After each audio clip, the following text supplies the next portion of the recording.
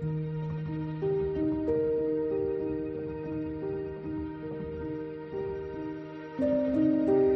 All, good morning. இன்றைக்கி மதியம் லஞ்சுக்கு வந்து நான் காடை செய்ய போகிறேன். காடை தொக்கு செய்ய போகிறேன். அது எப்படின்னு உங்களோட ஷேர் பண்ணிக்கிறேன். வாங்க அதுக்கு தேவையான பொருட்கள் என்னென்னு பார்க்கலாம். முதல்ல காடை வாங்கிட்டு நல்லா வாஷ் பண்ணி எடுத்துக்கோங்க. மஞ்சள்தூள் போட்டு வாஷ் பண்ணி ரெடியாக எடுத்து வச்சுக்கோங்க. அதுக்கப்புறம் 2 வெங்காயம் நீளமாக இந்த மாதிரி கட் பண்ணி எடுத்துக்கோங்க. தக்காளி பொடியாக நறுக்கி வச்சுருக்கேன். இஞ்சி பூண்டு பேஸ்ட் எடுத்து வச்சுருக்கேன். கொஞ்சம் கருவேப்பிலை, கொத்தமல்லி, பட்டை, லவங்கம், சோம்பு இதெல்லாம் தான் நான் எடுத்து வச்சுருக்கேன். வாங்க எப்படி செய்யுதுன்னு பார்க்கலாம். அடுப்பை வச்சுக்கலாம். சின்ன குக்கர் ஒன்று வச்சுருக்கேன். நீங்கள் கடாய் வச்சு செய்யறதுனா கூட செய்யலாம். குக்கர் காஞ்சோடனே தேவையான அளவுக்கு எண்ணெய் ஊற்றிக்குங்க. வெங்காயம் வதங்கால குத்தினா போதும். எண்ணெய் காஞ்சதுக்கப்புறம் நம்ம எடுத்து வச்சுருக்கோங்களா பட்டை, லவங்கம், சோம்பு இதெல்லாம் இந்த எண்ணெயில் போட்டுடலாம்.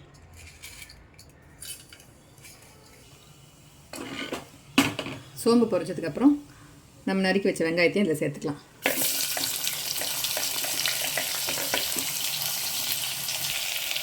அது கூடயே கருவேப்பிலையும் சேர்த்துக்கலாம்.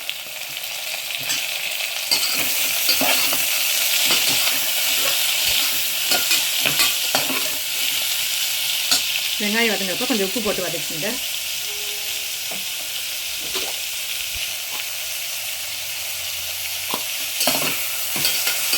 வெங்காயம் சீக்கிரமாக வதங்கி வந்துடும். இப்போ நம்ம இஞ்சி பூண்டு பேஸ்ட் போட்டுக்கலாம்.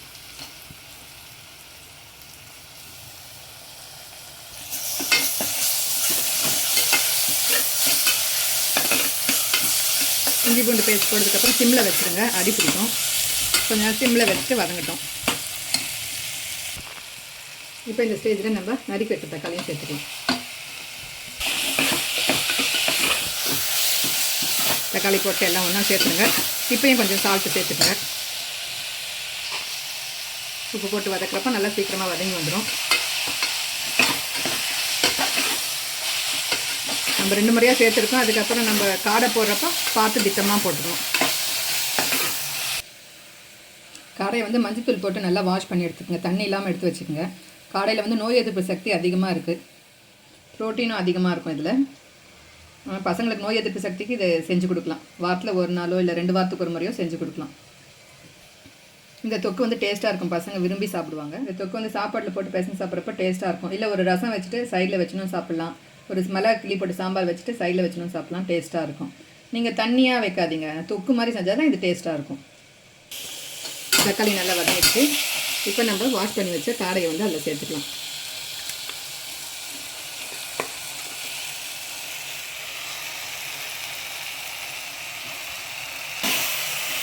காடை போட்டதுக்கப்புறம் எல்லாம் ஒன்றா சேர்த்து மிக்ஸ் பண்ணிவிடுங்க.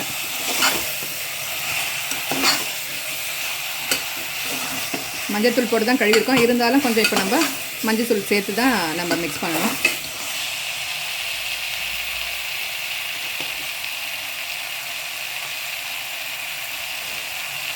கொஞ்சமாக மஞ்சள் தூள் சேர்த்துக்கங்க. மஞ்சள் தூள் போட்டு நல்லா வதக்கிடுங்க. சிம்மில் வச்சு வதக்கிட்டிங்கன்னா நல்லாயிருக்கும். இப்போ கொஞ்சம் நேரம் சிம்மில் இருக்கட்டும், ஒரு 5 நிமிஷம். இந்த ஸ்டேஜில் இப்போ நம்ம குழம்பு மிளகாத்தூள் சேர்த்துக்கலாம். நான் ஒரு 2 ஸ்பூன் சேர்க்குறேன். ஏன்னா லாஸ்ட்டில் கொஞ்சம் வந்து மிளகுத்தூள் சேர்ப்போம். அதனால் காரம் திட்டமாக பார்த்து சேர்த்துக்கங்க. இது கொஞ்சம் நல்லா காரமாக தான் நல்லாயிருக்கும். ஏற்கனவே நம்ம வெங்காயம் தக்காளி வதங்குறப்ப கொஞ்சம் உப்பு போட்டிருக்கோம். இப்போ தேவையான அளவுக்கு பார்த்து திட்டமாக போட்டுக்குங்க. இப்போ நான் சால்ட்டே சேர்த்துக்கிறேன்.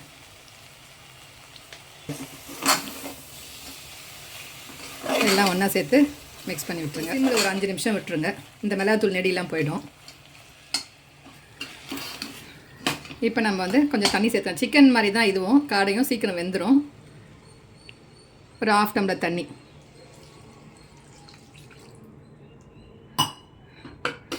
ஏன்னா நம்ம தொக்கு மாதிரி தான் செய்ய போகிறோம். இது தண்ணியாக செஞ்சால் நல்லா இருக்காது. எல்லாம் ஒன்றா சேர்ந்து கலந்துருங்க.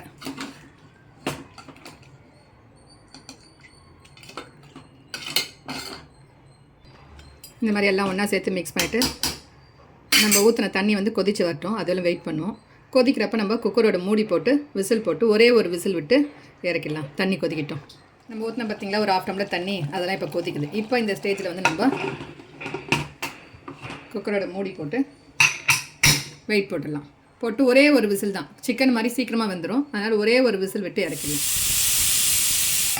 ஒரு விசில் வந்துச்சு. இப்போ நம்ம கேஸ் ஆஃப் பண்ணிடலாம். தம் அடங்கிடுச்சு. நம்ம திறந்து பார்க்கலாம்.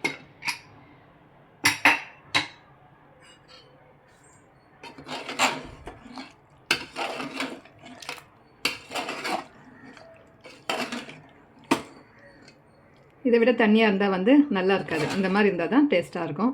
இப்போ நம்ம வந்து நறுக்கி வச்ச கொத்தமல்லியை இது மேலே போட்டுக்கலாம். இப்போ கொஞ்சமாக மிளகுத்தூள் சேர்த்துக்குங்க.